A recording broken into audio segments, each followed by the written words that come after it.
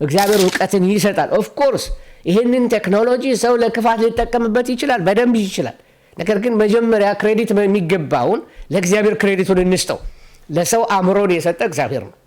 የቴክኖሎጂን ዕውቀት የመመራመርን ሪሰርች የማድረግን ነገር ለሰው ዕውቀትን ሰጥቶታል።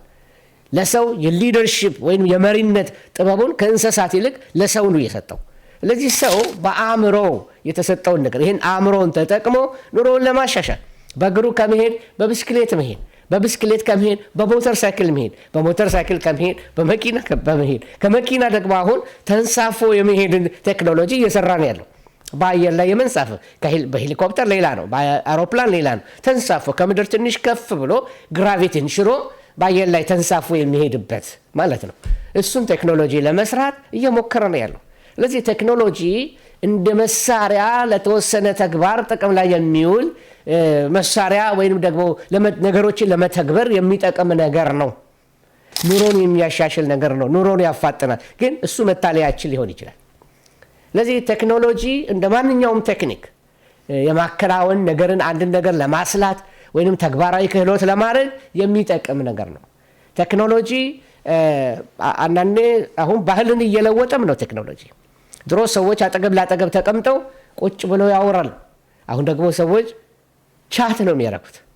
ዛሬ ቤት ውስጥ ሰዎች አንድ ላይ ተሰብስበው እርስ በርስ ከሚያወሩት ይልቅ ከሩቅ ካለው ጋራ ቻት ማድረግ፣ የጋራ ወሬያቸው እዚህ ላይ ስላዩት ነገር፣ እዚህ ላይ ስለተመለከቱት ነገር፣ እዚህ ላይ ስላለው የሆነ ቪዲዮ ወይንም የሆነ ንግግር፣ የሆነ ውይይት፣ የሆነ ኢንተሌክቹዋልም ይሁን ወይንም ደግሞ ሌላም ተራም ነገር ይሁን ሼር ይደራረጋሉ፣ ይወራራሉ። ባህል ተለውጧል ማለት ነው። ባህል ተለውጧል። ቴክኖሎጂ ባህልን የመለወጥም ጉልበት አለው ማለት ነው። ስለዚህ ቴክኖሎጂ እግዚአብሔር ለሰው ልጆች የሰጠው ይህንን ምድርን አልማት፣ ምድርን ግዟት ብሎ በሰጠው ስልጣን መሰረት ሰው ምድርን ለመግዛት፣ ምድርን ለማስተዳደር፣ ኑሮውን ለማቅለል አያችሁ፣ ኑሮውን ለማቅለል ለማልማት ብሎ የተሰጠው ተልእኮ ውጤት ነው። በዚህ በመጨረሻው ዘመን ቴክኖሎጂ እግዚአብሔርና ክርስቲያናዊ ሕይወት እንዴት አብረው ይሄዳሉ? እንዴት አድርገን ነው የምናስታርቃቸው? ይህ አሁን ለእኛ ትልቅ ኢሹ የሆነ መጥተዋል። ለወጣቶች ትልቅ ኢሹ የሆነ መጥተዋል። እግዚአብሔር ቴክኖሎጂን እንዴት ያየዋል? ቴክኖሎጂና እግዚአብሔር እንዴት አብረው ይሄዳሉ? እና ቴክኖሎጂ ለቤተ ክርስቲያን ይጠቅማል ነው? ቴክኖሎጂ ያፈርሰናል ወይስ ይገነባናል? ወይስ ደግሞ ቴክኖሎጂ በመጨረሻው ዘመን ሰይጣን ሊጠቀምበት ይችላል ወይ? አሁን እየመጡ ያሉ ቴክኖሎጂዎች አካሄዳቸው ወዴት ነው? ለመነጋገር እንኳን አላደለም እስትንፋስ እስክናጣ ድረስ በላይ ተከታትለው የሚመጡ ነገሮችን ትመለከታላችሁ። እና ጊዜውን አስታውሳለሁ፣ ኮሮና ሲዝን ላይ ነው። በኮሮና ሲዝን ላይ ስራዎች ተዘግተው፣ መንገዶች ተዘግተው፣ መኪና መንቀሳቀስ ተከልክለው አገር ሁሉ ጸጥ ባለበት ሰዓት ላይ አንድ ሰው የጻፈውን ነገር አነበብኩኝ እና የጻፈው ሰው ምን ብሎ ይናገራል? 5G የሚባል ቴክኖሎጂ ፕራክቲካል ያደረጉት ኢንግላንድ ሀገር እሱን ላውንች ለማድረግ ሲሞክሩ የተፈጠረ ነገር አለ። ስለዚህ ህዝቡን ከአደጋ ለመጠበቅ ሲሉ ነው ይህንን ሸዳውን ያደረጉት እያለ ይሄ ኮንስፓይረሲ ቲዮሪ ይባላል። የሴራ ቲዮሪ ወይም የሴራ አመለካከት ያላቸው ሰዎች አሉ። መንግስትን የማያምኑ ተጠራጣሪዎች ማለት ነው እና ሁሉንም መንግስታት ማለት ነው። እና ስለዚህ ስለ ኮንስፓይረሲ ቲዮሪ ብዙዎች የሚናገሩት አለ። እሱን ይዤ እንዳልሄድ በጣም እጠነቅቃለሁ። ሰዎች ሁሉ የሚሉ ትክክል ስላልሆነ የሚመስለንን ሁሉ ደግሞ መናገር አንችልም። ምክንያቱም አደራ አለብን ቃሉን በትክክል ለማስተማር። አንዱ ነገር ምንድን ነው? አሁን የምናየው ከኮሮና ወዲህ የምናያቸው ፈጣን አካሄዶች የሆነ ቦታ ላይ ተደብቀው የፈለቁ ነው የሚመስሉት። ኮሮና ላይ ሰው ሁሉ ወደ ቤት በገባበት ሰዓት ላይ የሆነ የተለቀቀ ነገር ያለ ይመስላል። ምክንያቱም ከዛ ወደ የምድራችን አካሄድ ፈጽሞ ሪሴት የተደረገ ይመስላል። ወደ አንድ አቅጣጫ እየተንቀሳቀሰ ያለ ይመስላል። እና ስለዚህ ነው ቴክኖሎጂ እግዚአብሔርና ክርስቲያናዊ ሕይወት በሚል ዛሬ የምንነጋገረው። ለመሆኑ ቴክኖሎጂ ምንድን ነው? ይሄ መጠየቅ ያለብን ነገር ነው። ለመሆኑ ቴክኖሎጂ ምንድን ነው? እንግዲህ ቴክኖሎጂ ታስታውሱ እንደሆነ እንግዲህ በጥንት ዘመን መጽሐፍትን ያገላበጣችሁ ሰዎች የሰው ልጅ እግዚአብሔር የሰጠውን አእምሮ በምድር ላይ የተዘረጉ የተፈጥሮ ሀብቶችን በመጠቀም ችግሮቹን ለመፍታት፣ ለምሳሌ ድንጋይ ለድንጋይ ሲፋጭ እሳት ብልጭ ሲልለት እሳቱን ደግሞ በማንደድ ምግቡን ማብሰል መቻሉ አንድ ቴክኖሎጂ ነው። ምክንያቱም ኑሮውን አቀለለለት ማለት ነው። ድሮ ጥሬውን ይበላ የነበረው አሁን ደግሞ በእሳት እየጠበሰ መብላት ጀመረ ማለት ነው።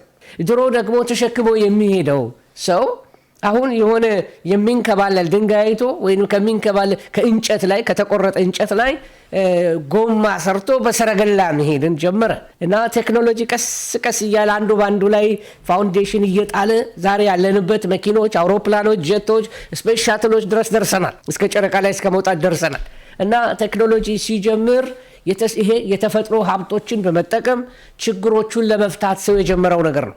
ኑሮን ለማቅለል ማለት ነው። ስለዚህ ኑሮን ለማቅለል በእጅ በድንጋይ የሚቆፍረው ሰው አሁን ብረት አቅልጦ በብረት ብዙ ቴክኖሎጂዎች እንደሰራ ትመለከታላችሁ። መዶሻ መስራት ማለት ዶማ መስራት ወይንም አካፋ መስራት ቀላል ቴክኖሎጂዎች አይደሉም። ለመጀመሪያው ክፍለ ዘመን ሲገኙ የብረት መገኘት ብዙ ለውጦች አምጥቷል። ስለዚህ ኑሮን ለማቅለል ሰው የሚፈጥራቸው መሳሪያዎች፣ እነዚህ ስርዓቶች ሁሉ እሱ ተሰብስበው ነው ቴክኖሎጂ የሚባለው። በግብፃውያን ግርግዳው ላይ በዚህ በፒራሚድ ግርግዳ ላይ ብትመለከቱ ሰው በሰረገላ ሲያርስ ትመለከታላችሁ። ኢቭን ከበሬ አልፎ ማለት ነው በሰረገላ ያርሱ ነበረ ማለት ነው። እና ቴክኖሎጂ ለመሆኑ ምንድን ነው ብለን እንጠይቃለን። በመጀመሪያ ልንረዳ የሚገባው ነገር ቴክኖሎጂ ማለት ማሽን ብቻ አይደለም። ለምሳሌ ያህል ከመቆፈሪያ እስከ ኢንተርኔት ብያቸዋለሁ። ጽሁፍ ላይ እንደምታዩት ከዶማ እስከ ኢንተርኔት ድረስ ቴክኖሎጂ ነው። ኢሪጌሽን እስከ ጠፈር ምርምር ድረስ ሰው የደረሰበት ነገር ቴክኖሎጂ ነው። ስለዚህ ቴክኖሎጂ ማለት ይሄ ኮምፒውተር ምናምን ብቻ አይደለም፣ ወይንም ደግሞ የሴልፎናችን ብቻ አይደለም እና ከመቆፈሪያ ይነሳል። ኢንተርኔታችን ይቀጥላል። ኢንተርኔት ማለት አሁን በጣም ኋላ ቀር የሆነ ነገር ነው። ምክንያቱም ከሱ በኋላ አሁን ኤአይ መጥቷል። ኤአይ ደግሞ ኢንተርኔትን በጣም ባክዋርድ አድርጎታል በጣም። ስለዚህ ልክ ቅድም እንዳልኳችሁ ከውሃ መጠጫ ወይም ይሄ ኢሪጌሽን በእጅ ሰው ከማጠጣት አሁን በጣም የሚያስደንቅ ቴክኖሎጂዎች እየመጡ ነው። አንዳንዶቹን አነሳላችሁ እና ከመንፈሳዊ ነገር ጋር እያይቼ ልነግራችሁ ወይም ከዘመነ ፍጻሜ ጋር ያላቸውን ነገር አሳያቸዋለሁ። ስለዚህ እስከ ጠፈር ምርምር ድረስ እስከ በስፔስ ሻትል ሰው ወጥቶ ላይ ገጣጥሞ የሚገርም አይነት ነገሮችን መስራት ሌላውን ዓለም ለማየት የተከላቸው መሳሪያዎች የሰማያት በጣም ትልቅ ማለት አሁን ይሄ የሰው አትሞስፌር በጣም ብዙ ሳተላይቶችን ጭኗል። ኢትዮጵያ እንኳን የራሷ ሳተላይት አላት፣ የዌዘር አላት፣ የሚሊተሪ ሳተላይቶች አሏት የምትቆጣጠረው በህንዶችም በቻይናዎች ያመጠቀችው ማለት ነው። ስለዚህ የፈጠራ ውጤቶች አሉ ሰው ኑሮውን ለማቅለል ከዘመኑ ቴክኖሎጂ ጋር ለመሄድ። ስለዚህ ቴክኖሎጂ እግዚአብሔር ለሰው ልጆች የሰጠው ይህንን ምድርን አልማት ምድርን ግዟት ብሎ በሰጠው ስልጣን መሰረት ሰው ምድርን ለመግዛት ምድርን ለማስተዳደር ኑሮውን ለማቅለል አያችሁ ኑሮውን ለማቅለል ለማልማት ብሎ የተሰጠው ተልእኮ ውጤት ነው። ስለዚህ ከኋላው ማናልን አትጠራጠሩ። እግዚአብሔር የሰጠው ክህሎት እግዚአብሔር የሰጠው እውቀት አለ። ስለዚህ ስለ ቴክኖሎጂ ስንነጋገር ቴክኖሎጂ በጣም ፓወርፉል የሆነ ነገር ነው። ማለት ኑሮን ማቅለል ብቻ አይደለም። ተመልከቱ፣ ቫሊዩ አለው፣ ሪሌሽንሽፕ አለው፣ በውስጡ ንግድ አለ፣ ቢዝነስ አለው፣ እውቀት አለው፣ ስኬት አለው። በጣም ብዙ የሆኑ በውስጡ የተወሳሰቡ ነገሮች አሉ። ስለዚህ ስለ ቴክኖሎጂ ስንነጋገር አንዱ ልናውቀው የሚገባ ነገር የተለያዩ ቴክኖሎጂዎች ከሌሎች ቴክኖሎጂዎች ጋር ስታወዳድሯቸው በተለይ በዘመነ ፍጻሜ ላይ ስንደርስ ቴክኖሎጂዎቹ በጣም እየረቀቁ ይመጣሉ፣ እየረቀቁም እየመጡ ነው ያሉት። ስለዚህ የቴክኖሎጂዎች ድምር ከተወሰነ ቴክኖሎጂ ከሌላ ቴክኖሎጂ ጋር ሲወዳደር ቴክኖሎጂ እንደ ቴክኒካል ዘዴ ሰዎች አካባቢያቸውን ለማሻሻል የሚጠቀሙበት ነው ማለት ነው። ለምሳሌ ወንጀል ቢበዛ አንድ ሰፈር ላይ እዛ አካባቢ አሁን አዲስ አበባ በየመንገዱ መብራት ተተክሏል። እኔ ሜሯ ሲናገሩ ሰምቻለሁ፣ ጠቅላዩም ሲናገሩ ሰምቻቸዋለሁ። ከላይ ከሰራ ነው ይልቅ ወደ ታች የሰራ ነው ይበልጣል አሉ። ምን ማለት ነው ብላችሁ መጠየቅ አለባችሁ። ወደ ታች የተሰራው እንግዲህ ቴክኖሎጂ ነው። ቴክኖሎጂው ምን የሚያደርግ ነው? የካሜራ ቴክኖሎጂ ያለ ወንጀል ሲሰራ በቀላሉ ድሮ ፖሊስ እየዞረ የሚያየው ዛሬ አንድ ቦታ ላይ ተቀምጠው ካሜራዎች አሉ። አንድን መንገድ ከላይ እስከታች የሚያነሱ በቅርበት ዙም አድርገው አርቀው የሚመለከቱ እየተዟዟሩ በካሜራ አይኖቻቸው ዙሪያውን መመርመር የሚችሉበት ሰው ወንጀል ሰርቶ እንደ ድሮ ጫካ ገብቶ የሚደበቅበት አይደለም። አሁን ቴክኖሎጂዎች መጥተዋል። ስለዚህ ሰው አካባቢውን ለማሻሻል ቴክኖሎጂን ይጠቀማል እና ይሄ አንዱ ለሰይጣን ክሬዲት አንስተው። እግዚአብሔር የሰውን አእምሮ የፈጠረ እግዚአብሔር ነው። እግዚአብሔር የእውቀት ራስ ነው። እግዚአብሔር እውቀትን ይሰጣል። ኦፍ ኮርስ ይህንን ቴክኖሎጂ ሰው ለክፋት ሊጠቀምበት ይችላል፣ በደንብ ይችላል። ነገር ግን መጀመሪያ ክሬዲት የሚገባውን ለእግዚአብሔር ክሬዲቱን እንስጠው። ለሰው አእምሮን የሰጠ እግዚአብሔር ነው። የቴክኖሎጂን እውቀት የመመራመርን ሪሰርች የማድረግን ነገር ለሰው እውቀትን ሰጥቶታል። ለሰው የሊደርሺፕ ወይም የመሪነት ጥበቡን ከእንስሳት ይልቅ ለሰው ነው የሰጠው።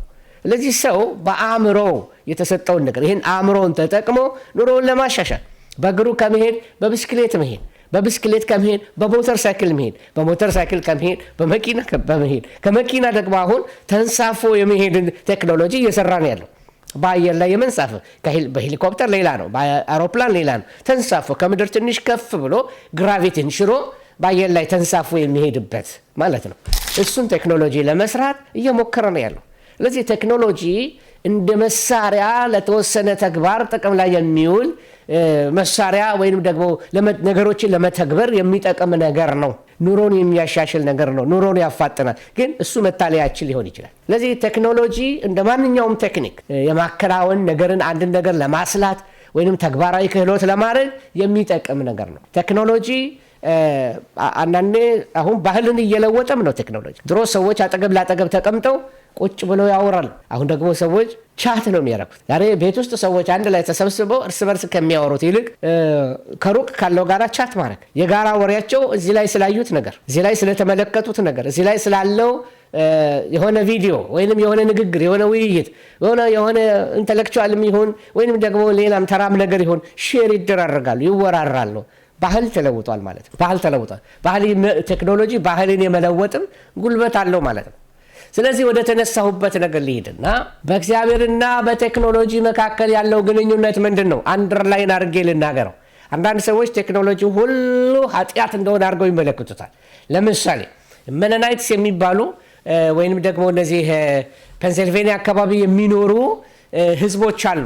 የሜኖናይቶች ናቸው እና ሌላም ስም አላቸው። ከጻፋችሁ ላይ ደስ ይለኛል። ፔንሲልቬኒያ አካባቢ ያለው በፍጹም መኪና እንኳን ግቢያቸው አይገባም። እነሱ ያሉበት ሰፈር አይገባም። በትራክተር አያርሱም በፍጹም።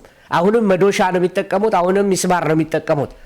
ወይ በፈረስ ላይ በሰረገላ አድርገው ይሄዳሉ እንጂ ፖስተኛ እንኳን ሲመጣ ከሰፈራቸው ውጪ ፖስታ ያስቀምጥላቸዋል እንጂ በየቤታቸው ለእኛ እንደሚደረገው መኪና መጥቶ ደሊቨር አያደርግላቸውም። ምክንያቱም ፈጽሞ ቴክኖሎጂ አይፈልጉም። ከውሃ ጉድጓድ ነው የሚጠጡት። የሚበሉት በእጅ የተሰራ ነው። አሁንም ቴክኖሎጂን በቃ ሻን አድርገው ገፍተውት የሚኖሩ ሰዎች ናቸው። እና እነዚህ ሰዎች አሚሾች አሚሾች ናቸው። እነዚህ አሚሽ ወይም መነናይቶች ይሄ ነው አንዱ ነገራቸው። ቴክኖሎጂን እንደ የሰይጣን ግኝት አድርገው ነው የሚያሳዩት። ሰይጣን ቴክኖሎጂ ሊጠቀም ይችላል። ነገር ግን የእውቀት ራስ ኢየሱስ ነው። የጥበብ ሁሉ ራስ ኢየሱስ ነው። ስለዚህ አእምሮን የፈጠረ ጌታ ነው። ለሰዎች አብረውትን የሚሰጥ እግዚአብሔር ነው። በነገራችን ላይ ብዙ የመጀመሪያው ክፍለ ዘመን ሳይንቲስቶች አልበርት አንስታይንም ጨምራችሁ አይዛክ ኒውተንን ጨምራችሁ ሌሎችንም በሙሉ እነ ኮፐርኒከስን ብትወስዷቸው እነዚህ ሰዎች በሙሉ ብዙዎቹ ቴዎሎጂያኖችም ነበሩ። የሚገርም ነው። ሳይንቲስቶች ናቸው፣ ቴዎሎጂያኖችም ነበሩ፣ አማኞች ነበሩ፣ በእግዚአብሔር ያምኑ ነበር። ስለዚህ እግዚአብሔር የቴክኖሎጂ ሁሉ የበላይ ገዢ ነው። ሶቨሬን ነው እግዚአብሔር።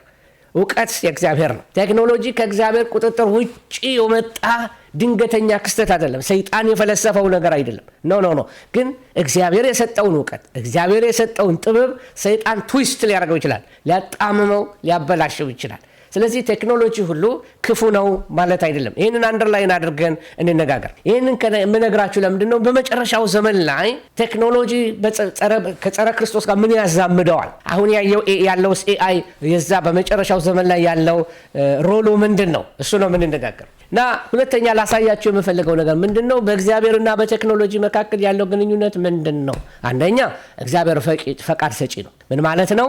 ማንኛውም የቴክኖሎጂ እውቀት የሚገኘው እግዚአብሔር በሰጠው የጋራ ኮመን ግሬስ የጋራ ጸጋ አማካኝነት ነው። ለምሳሌ ለሰው ሁሉ አእምሮ ሰጥቷል እግዚአብሔር። ለአማኞች የተለየ፣ ለአይሁዶች የተለየ፣ ለአሕዛብ የተለየ አድርጎ አልሰጥም። ለሰው ሁሉ አእምሮ ሰጥቷል። እኩል አይነት ብሬን ነው የሰራልን እግዚአብሔር።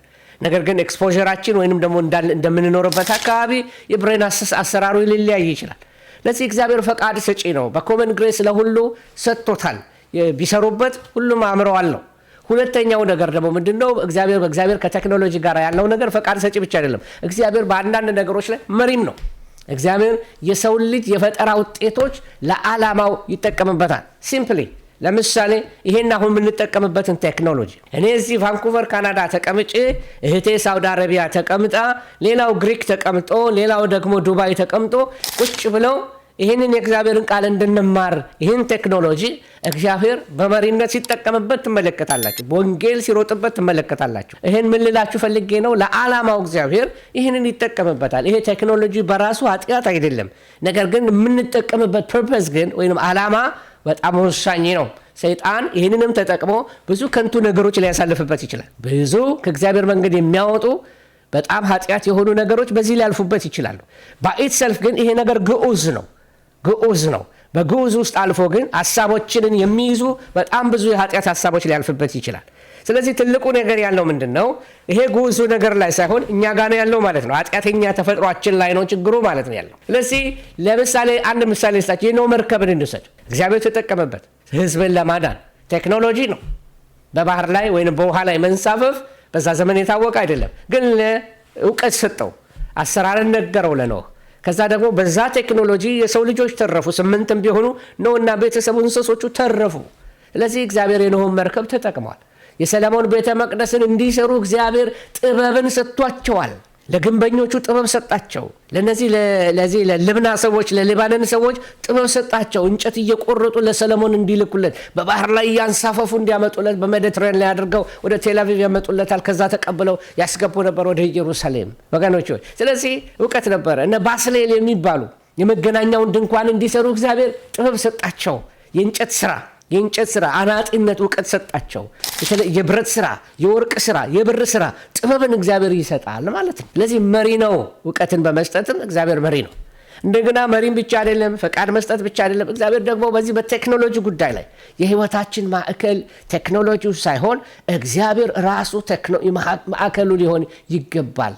በሁሉ ነገር የምንጠቀምበት ስጦታ ሊሆን ለእግዚአብሔር ክብር የምንዋጀው ሊሆን ይገባል። ስለዚህ የዚህ ነገር ዓላማው ለእግዚአብሔር ክብር፣ የምትበሉም ይሁን የምትጠጡም ይሁን የምታደርጉት ሁሉ ለእግዚአብሔር ክብር ይሆን ተብሎ ተጽፏል። ስለዚህ ሁሉን ለእግዚአብሔር ክብር እያደረግን ነው ወይ ነው ጥያቄው። እያደረግን ነው ወይ?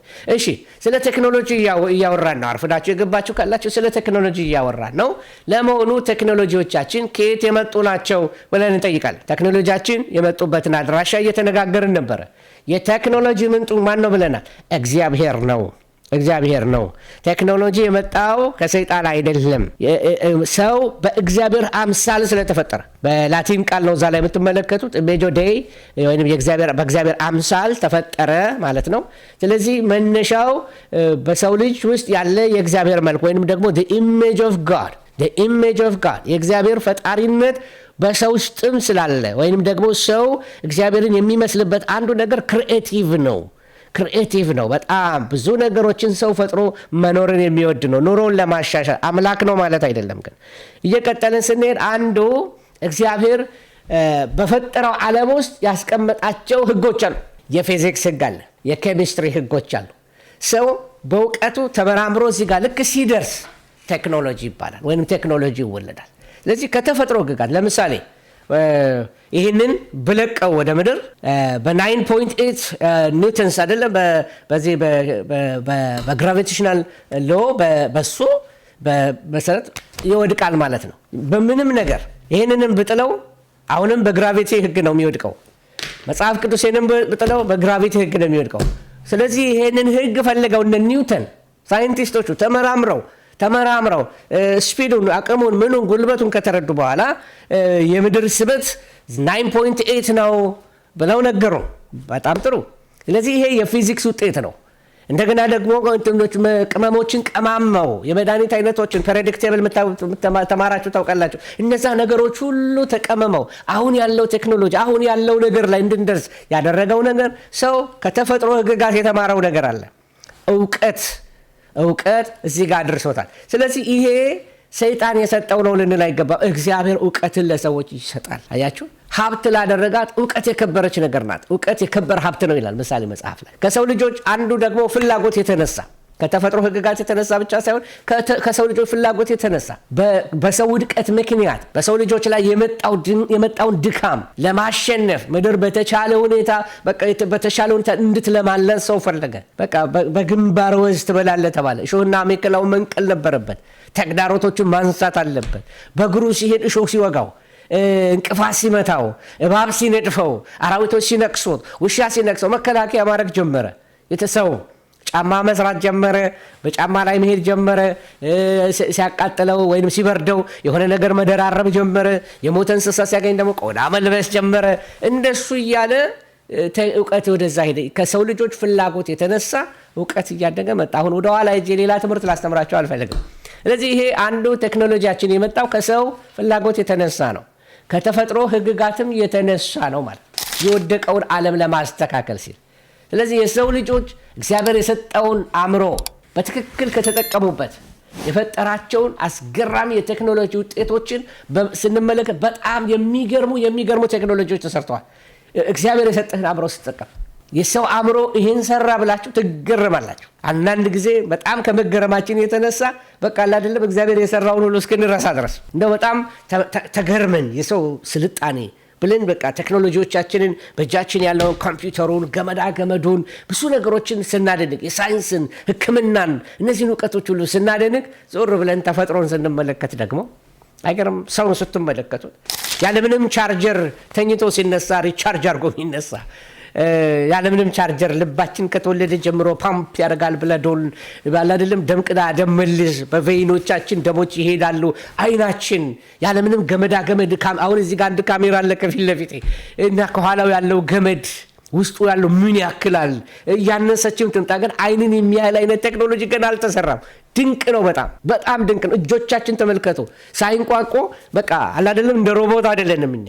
ፍሌክሲቢሊቲውን ተመልከቱ። ከአእምሮአችን ጋር እንዴት አይነት ሲንክሮናይዝ እንደሚያደርግ ተመልከቱ። አእምሮ ሲያዘው ይንቀሳቀሳል፣ አጨብጭብ ሲል ያጨበጭባል። ቴክኖሎጂ እዚህ ጋር ገና አልደረሰም። እግዚአብሔር የፈጠረው የላቀ ነው እያልኳችሁ ነው። ግሩምና ድንቅ ሆኜ ተፈጥሬያለሁ ይላል ዳዊት። የሰው ተፈጥሮን ብትመለከቱ ልባችን ለብቻ ወጥቶ አንድ ፋብሪካ የሚሞላ ትልቅ ስራ ነው። ብቻውን ሰው ቢፈጥረው ኖሮ ከኔ ማጂን አሁን እኔን የሚያክል ሰው ቢፈጠር ምን ያህል ፓውንድ እንደሚሆን የገመዶቹ ብዛት፣ የደም ስሮቹ ብዛት፣ የላዩ ላይ ያለው ፋይበር ኦፕቲክስ የሚባለው ነገር ማአት ቴክኖሎጂ አስገብተውበት ምን አይነት ሮቦት የሆነ የሚሰሩት በጣም ሂውጅ የሆነ በጣም ብዙ ሌበር የሚጠይቅ እግዚአብሔር ግን ሰውን አበጀው። አስደናቂ አምላክ ነው። ድንቅ አምላክ ነው። ሁሉም ፈጥረው ግን እስትንፋስ ሊፈጥሩለት አይችልም። እግዚአብሔር የእውቀት ሁሉ ራስ ስለሆነ ስለዚህ ከሰውም ጋር የሚወዳደር አይደለም። የእግዚአብሔር እውቀት ዩኒቨርስን ተመልከቱ። የእጆችን ስራ ፍጥረት ዓለምን በተመለከትኩ ጊዜ ታስበው ዘንድ ሰው ምንድን ነው? ዋው! የእግዚአብሔር እውቀት በጣም የላቀ ነው። እግዚአብሔር ትልቅ ነው፣ እኛም አናቀውም ይላል መጽሐፍ ቅዱስ። ወገኖች ሆይ ስለዚህ ስለ ሂውማን ኢንጂኒዊቲ ይሄ የሰው ልጅ ብልሃቶች የሰው ልጅ ፍጥረቶች ተፈጥሮን የማልማት ችሎታው በጣም በግልጽ የሚታይ ነው። በጣም የሚደነቅ ነው። እሱን ስንመለከትም እግዚአብሔርን ልናከብር እንችላለን። ለሰው የሰጠው ጭንቅላት በቃ ለሰው የሰጠው ጥበብ የዚህ ሁሉ ደራሲ የዚህ ሁሉ ጸሐፊ እግዚአብሔር ነው። የእውቀት ሁሉ ራስ እግዚአብሔር ነው። ክብር ለእግዚአብሔር ይሁን።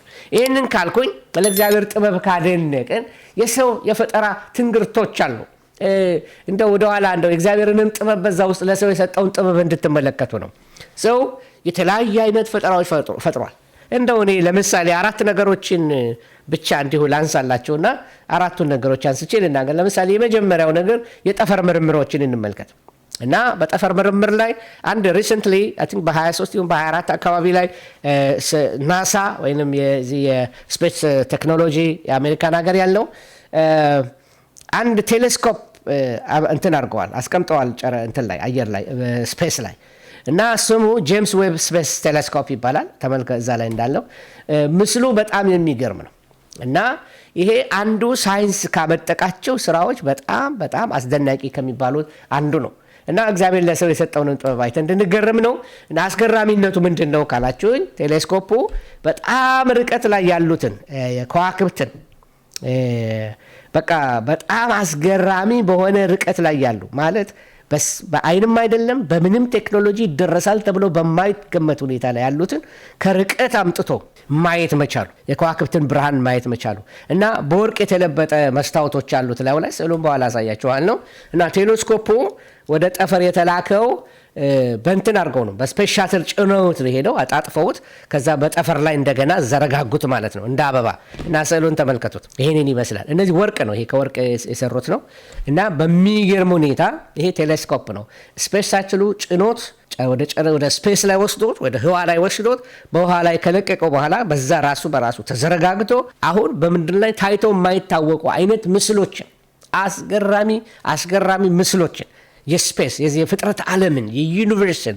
አስገራሚ ምስሎችን ወደ ምድር እየላከ ያለው እሱ ነው። ይሄ ምስል ነው፣ ይሄ ቴክኖሎጂ ነው እና ሰው አንዱ ከሰራው ከሚያስደንቅ አንዱ ጄምስ ዌብ ስፔስ ቴሌስኮፕ የሚባለው ይህ አሁን ያሳየዋችሁ ነው እና ጥቅሙ ምንድን ነው ካላችሁ የሰው ልጅ በአይኑ ላያቸው የማይችላቸውን የጥንት ጋላክሲዎችን ጋላክሲ ማለት ግሩፕ ኦፍ ስታርስ ማለት የተወሰኑ ስታሮች አንድ ላይ ፀሐይ የሚያካክሉ ጋላክሲዎችን ከዋክብትን አንድ ላይ ስቦ ማሳየት የሚችል ነው።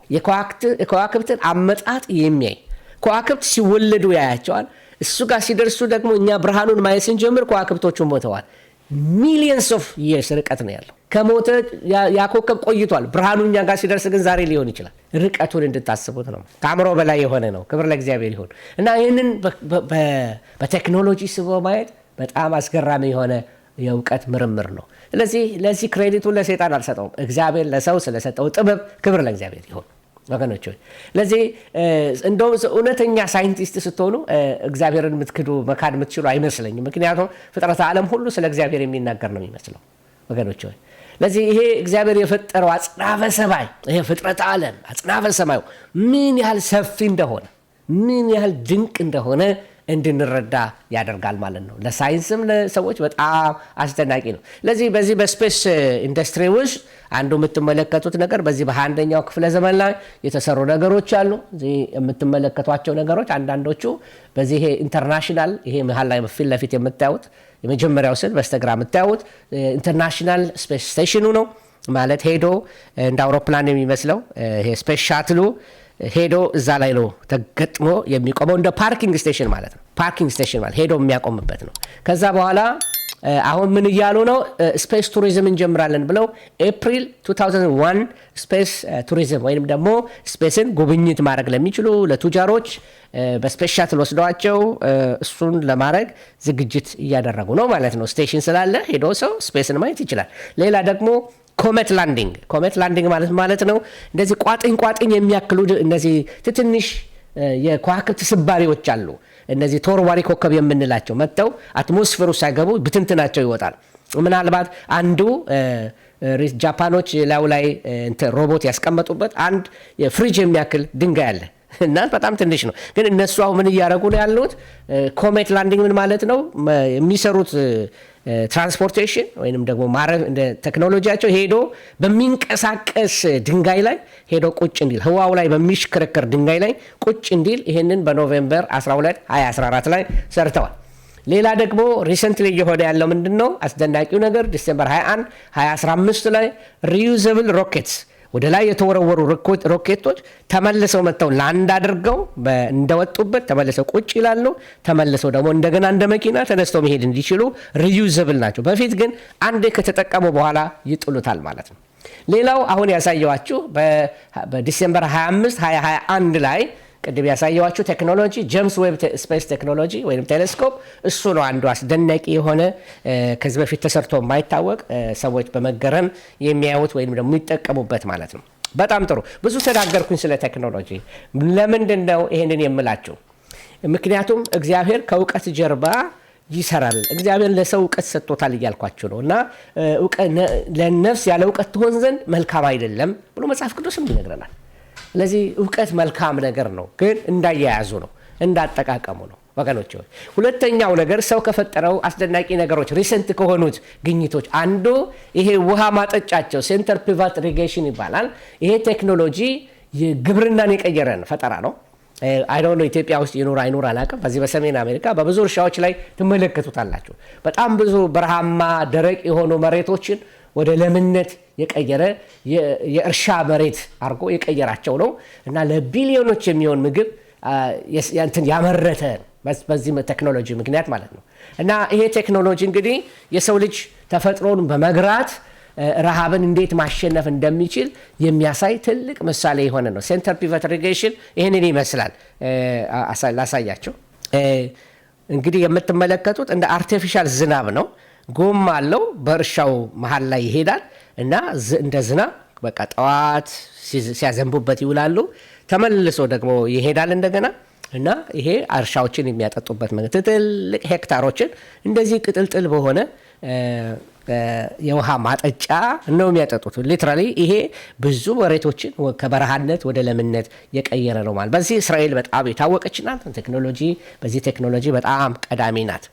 እሺ ሌላው መቼም ሁላችሁም እንደምታውቁት ደግሞ አርቲፊሻል ኢንቴሊጀንስ ነው፣ ኤአይ። መቼም ይህንን ያልሰማ ሰው የለም። የሪሰንት ይርስ አትሊስት ባለፉት 2 ዓመታት ውስጥ ብዙ ሲባል ነበር። አርቲፊሻል ኢንቴሊጀንስ ከመጣ ሰንበትበት ብሏል ማለት 2-3 ዓመት በጣም ሀይ የወጣበት ጊዜ ነው። የሰው ልጅ የራሱን የአስተሳሰብ ወይም ደግሞ የመተንተን ሂደት በማሽን ውስጥ ቀርጾ